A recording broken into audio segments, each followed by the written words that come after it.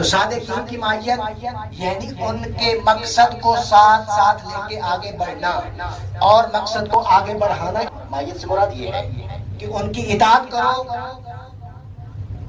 اور ان کے ہدف اور مقصد کو پہنچاؤ، پھیلاؤ، اور اسی کو امر اہل بیت یا مکتب اہل بیت سے تعبیر کیا گیا ہے.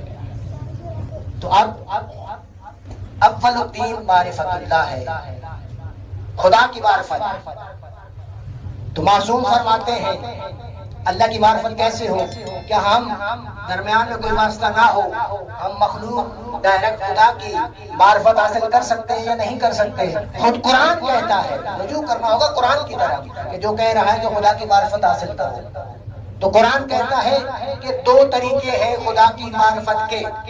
ایک یہ کہ آیات آفاقی جو ہیں ان میں تدبر کرو، ان میں غور کرو، اور دوسرا ذریعہ ہے آیات انفس میں غور کرو. توجہ ہے؟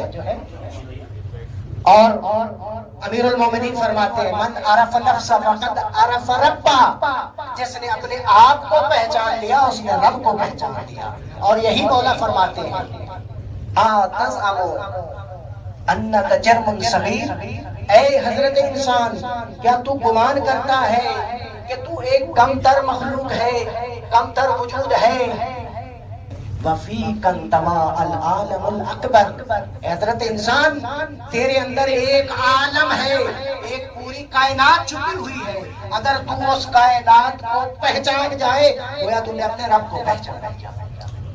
اور پھر آل محمد ہے کہ جو ہمارے اور اللہ کی معرفت کا وسیلہ بنے. اور معصوم فرماتے ہیں بنا عرف اللہ، ہم اہل بیت ہیں، ہم صادقین ہیں کہ جن کے ذریعے اللہ کی معرفت ہوئی. بنا واحد اللہ، ہم اہل بیت ہیں کہ جن کے ذریعے اللہ کی توحید کو پہنچایا گیا. بنا عبد اللہ، ہم اہل بیت ہیں کہ جن کے ذریعے اللہ کی بندگی ہوئی.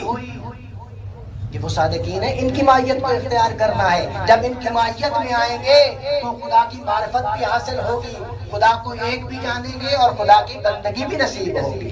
سبحان اللہ. تو وہ حضرت انسان اس کا مقام ہے عند اللہ، عند رسول اللہ. اس کی ایک قیمت ہے، ارزش ہے. اور معصوم فرماتے ہیں کہ انسان کی قیمت جو ہے وہ یہ دنیا نہیں ہے، یہ دنیا الدنیا پست ہے. اے مومن تیرا مقام اس سے اجل ہے، بالا تر ہے. تو وہ ہے جس میں ملائکہ ناز کرتے ہیں، فرشتے ناز کرتے ہیں. تو وہ ہے، تیرا مقام خلیفت اللہ ہے، تو خلافت الہی کا حقدار ہے.